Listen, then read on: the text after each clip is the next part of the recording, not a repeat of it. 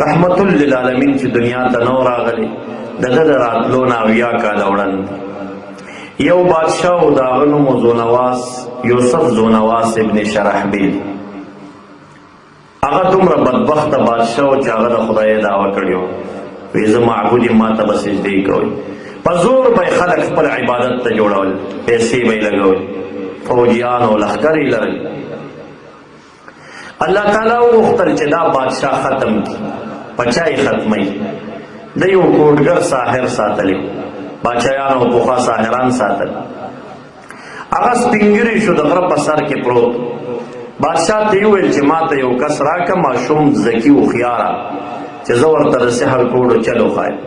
نو که زه مړ شم ما به تا سره ملګري وي. بیا د یو خیر ماشوم یې ورته ورکوي، دا به سهار درځي او ماښام به راځي ده ته د سحر چل وښایم. نو د هغه سره اوس د غره په سر کې دا ساحر دا جوګي پروت دی، او د غره په دې منځنۍ ساحه کې یو غار دی، په هغې کې د الله تعالی یو دوست او بزرګ اوسېږي، یو راهب د عیسویانو د دین پیر صاحب پکې دی، خو ډېر پاک سړی د کراماتو خاوند. دا ماشوم چې په دې لاره تېرېږي ساحر ته ځي او بیا راځي. نو یوه ورځ د غار د خولې نه ورته دا پیر صاحب راووته او دا ماشوم یې کېنو. وی ته چا پیدا کړی؟ ماشوم خو نه پوهېده، تربیت یې غلط اخیستی و. وی زه یوسف زونواس ابن شرحبیل پیدا کړی، د بادشاه نوم یې واخیست. هغه پیر صاحب ورته نصیحت وکړ چې هغه چا ته خالق او مالک او رازق ووایه چې کوم ستا او د بادشاه او د اسمان او د ځمکې خالق. دې خبرو په دې ماشوم اثر وکړ. ماشوم ایمان راوړه په ماشومتوب. د کور نه به سهار راغی د کوډګر په نوم چې هغه شاګردۍ ته ځم، او دا ورځ به یې ټوله د خپل پیر صاحب سره تېره کړه تر مازدیګر. او مازدیګر به د غره سر ته لاړه، هغه ساحر ته به یې ځان وښود. ساحر به غوسه ولې ناوخته رالي؟ وی کور نه ناوخته راوتې. او چې ماخوستن به کور ته ناوخته لاړه، کور والا به غوسه ولې ناوخته رالي؟ وی بس هلته ساحر یې سار کړم. څوک یې نه خبره و چې ما په منځ کې یوه بله یارانه شروع کړې ده، د ساحر په ځای د یو کامل مکمل مرشد او بزرګ په لاس ورغلی. دا ورته پته نه وه خلکو ته. لږې شپې چې تېرې شوې، دا ماشوم صحیح تربیت واخیسته. الله تعالی په ماشومتوب کې د ولایت په مقاماتو فیضیاب کا او د کراماتو خاوند یې وګرځه. په خاریه کې یو چارسرکه بازار دی، هلته یو اژدها راوتې ده. خلق ورته وایي ماشومه عبدالله بن تامر پلار یې کجورو تجارو، عبدالله بن تامر نامه و. یا عبدالله تا خو د ساحر ډېره شاګردي وکړه، څه دم درځي چې اوس دا اژدها پې مړه کړي؟ نو دی راغی ودرېده، دعا کوي چې الله زه خو ساحر تاسې لږ لږ تلیم، زه خو د یو بزرګ شاګردي ما کړې ده. نو یا الله که زما د دې پیر صاحب دا دین ستا په نز حق وي او زه په حق یم او دا باچا په باطله یي، نو ما به دې خلکو ته شرمې نه، زه به یو کاڼی راخلم او ستا نوم به پې اخلم او دا اژدها به مردارې. وړوکې کاڼی راواخیستو چې بسم الله یې ویله، چې ګزار یې کړه، اژدها پې الله تعالی ختمه کړه، هغه مرداره شو. مشهوره شوه خبره. وی وړوکې ماشوم په سحر کې کمال ته رسېدلی. هغه سحر نه و، کرامت. خلک به ورته راتلل، د مول به یې ړانده به بینا شو، شلان به پې باندې جوړ شو. مسله رو مشهورې ده. خپل پیر صاحب ته چې سبا راغی، وی ما نه خو نن داسې داسې کارونه وشول. هغه ورته ویل په تا به امتحانات شروع شي، خو ما به ګورې بادشاه ته نه یاد دی چې دا عقیده راته چا ښودلې ده. د بادشاه یو وزیر په یو سترګه ړوند، هغه ورته راغی، وی ما دم وی ته چا پیدا کړی؟ هغه ورته وی یوسف زونواس ابن شرحبیل. وی هغه ته ورشه چې دم دې کېږه. په ما باندې چې ځان دمې، اول شرط دا دی چې د خالق او مالک او رازق رب ذوالجلال وحدانیت به منې. هغه ومنه، زه به دې دم کم، هغه ذات به شفا درکړي. وزیر ومنله چې دم یې پې واچو، الله تعالی یې ړنده سترګه جوړه کړه. سبا چې د بادشاه دربار ته لاړه، سترګه یې جوړه ده. دا څه چل، دا چا جوړه کړه؟ وی دا هغه ذات جوړه کړه کوم ذات چې زما او ستا او د اسمان او د ځمکې خالق او مالک، هغه جوړه کړه. وی زما نه سوا بل خالق مالک هم شته؟ وی یا. وی دا عقیده درته چا ښودلي؟ وی دا عبدالله بن تامر ماشوم راته ښودلی ماشوم یې ونیوی دا تا ته چا ښودلي دا عقیده وی دا خو د غره کې یو پیر صاحب ناست دی هغه راته ښودلی پیر صاحب یې راوسته ماشوم یې راوسته وزیر یې راوست فوجیان یې ودرول جلسهګاه یې جوړه کړه اوس په دوی دبا وچی چې د عقیدې نه واوړئ زما الوهیت ومنئ ګینې وژنمه اول دی وزیر ته شروع شه چې د عقیدې نه واوړه هغه ورته وایي د ایمان او د توحید خوند زما د زړه پردې شلولي زما زړه ته ننوتی دی دا نشي وتی بیا نو د پاسه یې په دې سر ورته اره کېښود او د خپو پورې داسې اره کویلي په شهادت ورسېد کلمه د لا اله الا الله عیسی روح الله د عیسی علیه السلام د دین د شهرت زمانه وه محبوب دنیا ته نه و راغلی او یا کاله پخوانۍ واقعه وه کلمه یې ویله دنیا نه لاړ هغه پیر صاحب یې راوسته ورته وایي دې عقیدې نه واوړه وایي دې دواړو ته خو د عقیده ما ښودلې ده چې دې پې کلک دې زه به ولې وړم هغه په سر باندې اره کېښود هغه یې اره که په شهادت ورسېد دا ماشوم نمبر چې ورسېده ماشوم باندې چې چاړه کېښوده ده په مرۍ باندې چړې کار نه کوه بادشاه وي دا خو چاړه پې کار نه کوي فوجیانو ته یې وویل دا بوځئ او د غره سر ته یې پورته کوي خو چې داسې خطرناک کمر وي هغې نه یې ګزار کوي چې د ژوندي پاتې کېدو امکان پکې نه وي چې د غره سر ته یې پورته کړ ډېر فوجیان ورسره وو چې اوس یې ګزاري نو ماشوم دعا شروع کړه وی یا الله که زما د پیر صاحب دا دین ستا په نس په حق دی او زه په حق یم او دا بادشاه چې دا خدای دعوی کړې دا په باطل دی نو یا الله ما دوی ته مشر موه ما ته نجات راکو ما دوی نه خلاص کا رحمت للعالمین مبارک حدیث د مسلم شریف د دویم جلد کې ذکر دی مبارک فرمایي وی الله تعالی په دې غره باندې زلزله راوسته او داسې شدیده زلزله وه چې د دې غره د پاسه نه څومره فوجیان کافر راغلي و دا لندې ګزار شو ماشوم روغ رمټ ته نه واپس کلي ته راغی چې کلي ته راورسېده بادشاه بیا ولیده غوسه شو فوجیان راجمع کړل وی دا کشتۍ کې سور کوي دریاب کې چې داسې ګرداب ځای راشي چې کوم ځای کې اوبه تاویږي هلته یې وروغورځوئ ډوبی چې دنه خو خلاص بیا یې ورسره ډېر فوجیان سواره کړل چې کشتۍ ورسېده هغه ځای ته د بیا دعا شروع کړه وی الله که زما د دې پیر صاحب دین او زما دین ستا په نس په حق ی او دا بادشاه په باطلۍ ما مشر موه یا الله ما ته نجات راکا بیا طوفان راغی داسې طوفان راغی چې د دې کشتۍ دا تختې ماتې کړي او چې څومره فوجیانو دا په سیند لاهو شو وړوکی ماشوم په یوه تخته باندې غاړې ته روغ رمټ راووت هغه بیا بچ بله ورځ بادشاه بیا ولیده نو بیا یې کمرې ته بوتله او مشوره ورسره کوي وی تا خو زه د فوجیانو نه خلاص کړم چاړه در باندې کار نه کوي چې فوجیان در سره لیږم ټول دې څه په کمر وغورځول او څه دي چې دی په سیند لاهو کړل زه په دې پوهېږم چې زه دروغجن یم زه نه خالق یم نه رازق یم خو یو چل مې جوړ کړی دی اوس داسې چلو که چې زما کلې پرېږده زما بچۍ مه خرابوه دې ځي نه لاړ شه ماشوم ډېر هوښیار دی هغه ورته وایي بادشاه زما مرګ دی مطلب دی چې زه مړ شم ویا وی په دې خوشحالېږي ویا وی ستا لیندۍ او ستا توره او ستا غشې او ستا چاړه دا په ما کار نه کوي خپله لیندۍ راواخېسته دا لیندۍ ورته ورکړه خپل غشی یې ورته ورکړه وی دا زما لیندۍ او زما غشی په ما کار کوي خو دا هله په ما باندې کار کوي چې د رعایت نارینه زنانه دې ټول راجمع کړي سټیج به ولګي غټه جلسه به جوړه کړي او ورجۍ ته به ما وتړي بیا او چې کله دا لبړ راکاږي او تیر دا وتر راکاږي نو ته به داسې الفاظ وایي چې بسم رب هذا الغلام ارمي د دې وړوکي ماشوم پر رب باندې د هغه په نوم باندې ویشتل کومه دا ټکي ووایه به زه به ولګم بادشاه ډېر احمق و قمقل خو ځکه و چې د خدای دعوی کړې خو خیر سړی داسې کار نه کوي او ماشوم هوښیار جلسهګاه یې جوړه کړه نارینه زنانه یې راجم کړل او ورجۍ ته یې ماشوم وتړه چې باچا څنګه لبړ راښکه نو دا الفاظ یې ویل چې بسم رب هذا الغلام ارمي د دې ماشوم د رب په نوم ویشتل کوم غشی لاړه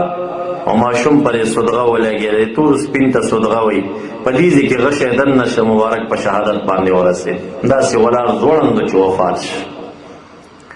دی په شهادت ورسېده. دغه یو ماشوم چې د یو ښایسته مرشد په لاس ورغی او بزرګ ته جوړ شي، اوس یوازې ځان یې قربان کړ، دغه ټول علاقه کې یو انقلاب راوست. په دې جلسه کې چې څومره نارینه زنانه وي، دې ټولو چغې والې، آمنا برب هذا الغلام، آمنا برب هذا الغلام. د دې ماشوم رب باندې مونږ ایمان راوړی دی، د دې ماشوم په رب مونږ ایمان راوړی دی. بادشاہ چې پوه شو چې دا خو جلسه ټوله بلو شو، دې ماشوم څه چل را سره وکړه، دا خو ټول خلک مسلمانان. نو بس داسې چلې وکړه چې فوجیانو ته یې وویل د کوڅو په سر کې خندقونه جوړ کړئ، او چې څوک ما مني ښه لګېږي بس هغې ته یې غورځوئ. نو داسې د کلي مخې ته یو ډاګو په دې کې سټیج جوړ کړه، وزیرانو دې کېناستل سیل ته، او د کلي د کوڅو دا سرونو کې خندقونه جوړ کړه، اور یې بل کړه. او چې څوک به راوتل نو ورته چې د بادشاه مالکیت، رازقیت، خالقیت مني، که وی چې آوه به یې خوشي کړه، چې وی نه منم هغه به یې اور ته ګزار. څو زره کسان څو ورځو کې هغې کلمه د توحید ویله، اور ته به یې دنګل. داسې قوي ایمان الله تعالی ته نه جوړ کړي. او یوه زنانه راغله، ماشوم ورسره و د څو ورځو، او هغې په ماشوم رحم راغی. زړه و چې اور ته ونه دانګي، کلمه د کفر ووایي. دا ماشوم ورته الله تعالی ګویا نه کړه، مور ته وایي دې اور ته ودانګه، دا اور نه دی، دننه پکې جنتونه دي، باغونه دي. د هغه مور سره د بچي دي اور ته ودانګل، الله تعالی چې دی جنت ته ورسول. آخر کې الله تعالی په جلال، هغه قهر په جلال کې راغی، دا اور پسې باد راغی، دا لمبه چې داسې ورله، دا بادشاه او دا وزیران او دا تخت ټول یې وسوځول، ختم یې کړه، بنیاد یې ورته ختم کړ ټول. الله تعالی د هغې واقعه موږ تاسو ته قرآن کریم کې راخلي. قتل اصحاب الاخدود، معذب شوي وو، لعنت نازل شوي وو، لعنوا وعذبوا، عذابونه ورکړی شوي وو اصحاب الاخدود، هغې قوم ته چې هغې د کوڅو په سر کې خندقونه جوړ کړي وو، النار ذات الوقود، اور یې بل کړی و، خاوند د بلولو، او داسې لمبې به هغې والي، مسلمانان به یې هغې ته غورځول. په هغې عذاب راغی. عذاب څه شی و چې باد پرې راغی او تخت او فوجیان او هر څه یې ورته وسوځول، ختم یې کړو. معززو، یو ماشوم ځان یې قربان کړه، څومره انقلاب یې راوست. دا هم د چا زوی و، د چا صحیح تربیت کې راغلی و. نو واړه ماشومان خپل صحیح معلمینو ته لاس کې ورکوي، او روحاني مشایخو ته یې صحبتونو ذکر ته پرېږدئ، هغلته یې بوځئ. د هغې په تربیت کې به الله تعالی دوی نه صلحا جوړ کړي، دوی نه به پاکان او نیکان جوړ کړي. نو معززو سامعینو، بچو ته خو خوشحال یو، خو د بچو تربیت ګران کار، ماحول خراب دی. کمی ادارې چې تعلیم ته جوړې دي، نو هغه انګریزي ادارې دي، هغه سکولونه دي، هغې کې انګریزي خلاف شریعت تعلیمات دي. ضرور به ضرور ماحول تقاضا دا ده چې ماشوم نارینا او جنۍ به سکول کې داخله. ماحول د سکول ډیر خراب دی، هلته یو ظلم روان دی، ظلم. د سکول هیډ ماسټر او سکول ماسټران ټول په دې واقف او خبر دي چې دا کم ډانچه د تعلیم مونږ روانه کړې ده، دا دنیوي تعلیم دی، دا اخروي تعلیم نه دی. د ماشوم مور او پلار په دې پوه دي چې ما دا بچی سکول ته ولېږه، دنه د جنت ټیکیدار نه جوړیږي، خو د دنیا ډاکټر، پروفیسر، انجینر ته جوړیږي. په دې پلار پوه دی، په دې مور پوه ده، په دې هیډ ماسټر او د سکول استادان ټول خبر دي. او د دې ښه خبرتیا د پاسه د سکول په دې گیټ کې بورډ لګیږي، او د هغې د پاسه دا آیت لیکلی کېږي چې قل ربي زدنی علما. دا د دین د شریعت د آیتونو د قرآن سره څومره سپکاوی او بېعزتي ده. دا د وړوکي ماشوم د عقل او د ذهن سره څومره ظلم روان دی. ربی کائنات محمدی مصطفیٰ صلی اللہ علیہ وسلم ته څه فرمایي؟ قل، یا محبوبه ته داسې دعا کوه چې ربی زدنی علما، یا الله زما علم نورم سیوا کا. داسې دعا کوه. هغه کم علم یادوي؟ علم د شریعت یادوي او علم د باطن یادوي، د ظاهر او د باطن علم. هغه د انګریزي علم نه یادوي، هغه د طب او د ډاکټرۍ پروفیسرۍ انجینرۍ علم نه یادوي په دې تاسو هم پوهیږئ د استادان هم پوهیږي سره د علم او د معلومات بیا په بورډ د پاسه لیکي دننه انګریزي تعلیم غیر شرعي تعلیم حتی کې کفري تعلیمات په ګیټې ورته لیکلی آیت دی چې قل رب زدنی علما څومره بې عزتي د قرآن کېږي کمرې ته چې ننوځي بیا هلته یو بل بورډ لګېدلی طلب العلم فریضة على كل مسلم په هر مسلمان طلب د علم فرض دی بیا ورته په اردو کې ترجمه هم ورسره لیکلي نو ماشومان د ماشومتوب نه د دوی ذهنونه تباه شي دی هلاک شي دی بربادۍ سمخ شي د ماشوم ذهن د دې خبرو نه ډک شي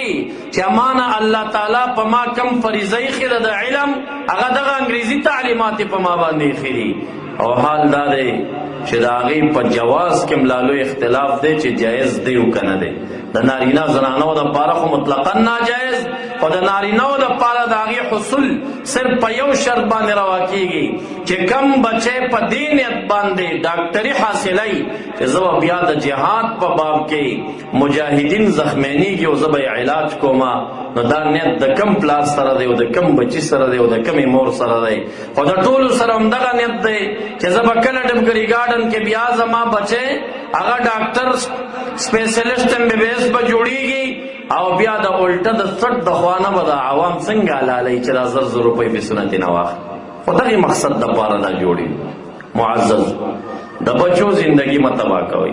بچی د الله نه غواړئ جل جلاله خو د هغې سره د بهترین تربیت دعا هم غواړئ چې یا الله بچی راکه خو بیا یې تربیت توفیق هم راکه چې دا بچی زه تربیت کړی شم شرعي دین ته یې برابر کړی شم خپل بچی په شریعت برابرول دومره سخت کار دی دومره سخت کار دی چې دا بالکل د باطن زور نه وي او د ظاهري علم زور نه وي بچی شریعت ته کله برابري تاسو ګورئ ډېر پلاران دا خوښه نه چې د بچی د بېلمازئ خو نه شي کنټرولولی د پلار دا خوښه نه چې بچی د خلاف شریعت وي د شکل او ډانچه د شریعت مخالفه وي نه شي کنټرولولی ولی دغې پلار سره نه د ظاهر علم وي او نه ورسره د باطن سره علم وي هغه بچي کنټرول نشي کولی معزز واړه بچي صحیح تربیت کوي د دې پیدایش نعمت وګڼئ د دې دا تربیت په ځان فریضه وګڼئ د دې کنټرول په ځان لازمه فریضه وګڼئ خو انفسکم و اهلیکم نارا رب کریم سا امر کوي ځانونه هم د اور نه بچ کوي خو خپل اهل او خاندان هم د جهنم نه بچ کوي لږ سوچ وکړه که ته بچی کنټرول نه کوې په دې غلط ماحول کې هغه نه عیاش او فحاش او زناکار او لوتی او کوني جوړ شي ته به په هغه جنت څه وکړې چې ستا بچی په جهنم کې پروت وي ته به په هغه جنت بیا څه وکړې چې ستا لور په جهنم کې تا ته ښکارېږي چې هغه د اور کې پرته ده ته به په هغه جنت څه خوشحاله شي چې ستا بیبي ستا اولاد ستا خاندان په جهنم کې سوځېږي دا هغه شیخ ته وایم چې خپله ښه بزرګ او شیخ دی ښه تهجد کوي ښه په شریعت برابر دی ښه ټول منځونه پنجګانه با جماعت ادا کوي خو د لور خیل نه ساتي د زوی خیل نه ساتي د خاندان خیل نه ساتي څه ګټه به وکړي ده او بله دا ده چې کم کور تباه کېږي او کومه دنیا تباه کېږي دا ولې تباه کېږي دا هله تباه کېږي چې کله خلک بل نه کنټرولوي نه په لاس باندې د بدو نه څوک منع کوي نه په خوله باندې بدو ته بد وایي نه په زړه کې د بدو سره دشمني ساتي په یو چا ښه خبر دی دا بدکار دی زړه دشمني ورسره نه کوي په خوله باندې د هغې نه منع کوي د دې داسې مثال دی محبوب فرمایي لکه بحر کې یو کشتۍ کې ځوانان سواره شي او روان وي په لاره باندې دا کشتۍ څه ساحه ټیټه وي که او څه ساحه یې جګه وي هغه جګ ځي باندې هم خلک کېناستی شي او لنډې ټیټ ځي کې هم خلک کېناستی شي دوه ډلې پکې ناستې دي خپلو کې وایي راځئ چې داسې وکړو دا کشتۍ تقسیم کو چې کله دا تقسیم کی یوې ډلې ته دا پاس ځای ورسېږي او یوې ډلې ته دا لندې ځای ورسېږي دا لندې ډلې ته چې کوم ځای رسېدلی دی دا د پاس ځای ته ورپورته کېږي او د دې سیند نه اوبه راخلي د هغوی دا وچ ځای ورته لوند کړي نو هغوی ورته وایي تاسو خو موږ ته دا وچ ځای لوند کړه موږ نه پرېږدو چې د بره ساحې نه اوبه واخلئ دی ورته وایي چې موږ لندې ټیټه ساحه د کشتۍ کې ناست یو مونږ چې دغه ځای نه اوبه راوانخلو نو کومه لار ده زمونږه وی بس مونږ تاسو نه پرېږدو ځکه چې مونږ تقسیم کړی پچه مو اچولي دا بره ځای زمونږ رسېدلی لاندې ستاسو له څه کوئ دا لندیني ورته وي زه ډېره ښه ده مونږ به لاندې سورې وکړو هغې نه به اوبه راوباسو هغه به مونږ څکو استعمال کې به یې راولو اوس دا لندې کشتۍ والا هغې لګیا دی کشتۍ کې سورې کوي دا پاسني ورته داسې خړ خړ ګوري غږ ورته نه کوي که چېرته یې د دې لاسونه ونیول او د دې سوري نه یې بند کړل خو هغه هم بچ شو دا هم بچ شو او که ویې وي زمړه زما په ځي کې خو سورې نه کوي که نه په خپله حصه کې سورې کوي نو څوک به بچ پاتې شي دواړه به تباه و برباد شي رحمت للعالمین داسې مثال ورکوي وي دا ټوله دنیا د یو کشتۍ مثال ده دا د اوبو د پاسه ولاړه ده په دې کې نیکان هم شته په دې کې بدان هم شته بدان چې کمې بدکارۍ کوي نو الله رب ذوالجلال په قهر و جلال که راغی نو دغه ځای به یې په ځمکه باندې ډوب کړي او دا چې کم نیکان دي دوی ته اوس پکار دي چې د بدانو لاس ونیسي که د بدانو لاس یې ونیو خو بدان هم بچ شو نیکان هم بچ شو او که چېرته د بدانو لاس یې وننیو چې الله تعالی عذاب راغی نیک او بد ټول به یو شان ورسره ختموي ګورې بیا د چا خاطر نه کوي هغه نیک بچ کوي چې چا بدو ته بد ویلي دي رحمت للعالمین فرمائی چې حضرت جبرائیل علیہ السلام ته رب کریم امر کوي فلانی خاریې ته ورشه وزر ورلاندې که ټوله پې نسکوره کا او ورته عرض کوي یا الله ان فیها عبدا صالحا په دې کې فلانی ولی پروت دی هغه سره به څه کوې رب کریم ورته فرمایي وی دا کله الټه کا او دا چې کم نیک سړی پکې دی په ده باندې هم الټه کا ولی اخو صالحه دی خو ولی دی بزرگ دی ولی وی لا یتمعر وجهه بی د کلي خلو بدکاري کوله د ده په تندي کې ورته تریوالی نه راتلو دی خپله ښه سړی و او د دې بدو والا سره زړه کې بدي نه کوله په دې وجه باندې دی هم په دې عذاب کې هلاک کو ختمې معززو بچی دا خپل وړوکی کور د کشتۍ مثال واخلی که ته ډېر هم نیک شي خو ستا بچي بدکاره شو د هغې وجې نه به دا کور تباه کېږي او ته تباه یې ورسره د هغې لاس به ته نیسي او که صحیح تربیت دې ورته وکړه نو الله تعالی به ترې سپاه سالاران جوړ کړي الله به ترې علما جوړ کړي الله به ترې اولیا جوړ کړي دا د زمانې دا لوی لوی اولیا دا مزارات چې پې تاسې ګورئ رحمان بابا رحمت الله علیه ولې په ده ماشومتوب نه و راغلی دا به د مور او پلار زوی نه ایسه خو هغه مور او پلار تربیت صحیح ورکړی دی ورته که دا مشهور علما چې تاسې ګورئ چې یو عالم بسته ټوله خاریه کنټرولوي هغه ټوله خاریه کې په سوونو پروګرامونو کې واز او نصیحت خلکو ته کوي دا هم د مور او پلار نه پیدا دی خو مور او پلار د ده صحیح تربیت کړی دی دغه بچی د مور او پلار دپاره دې دنیا کې هم فخر دی انشاءالله دا به ورته د قیمت پورې هم فخر ګرځېږي بیا چې دې دنیا کې د مور او پلار نوم پې اوچت دی الله تعالی به ورځ د قیامت کې هم د مور او پلار نوم د ده په سر باندې اوچتوي تاسو نه دي اورېدلي چې یو حافظ د قرآن چې هغه ورسره با عمله وي یعنی قرآن کریم یې لوستلی وي او بیا د پاسه عمل پې کړی وي البس والداه تاجا یوم القیامه مور او پلار ته به یو تاج ور په سر کړي په ورځ د قیامت باندې چې د حشر د میدان خلک ور باندې غبطي کوي اوس مور او پلار ته چې تاج په سریږي نو سوچ کوه چې خپله د دغه عامل چې قرآن کریم باندې عمل کړی ده د به کوم اجر نو که چېرته هم بچي صحیح تربیت کړل الله تعالی به یو نوجوان پکې پیدا کړي عاقل عالم صالحه بزرګه نو دغه بچي چې الله تعالی موږ تاسې ته راکړي د دې د تربیت دپاره پوره کوششیان شئ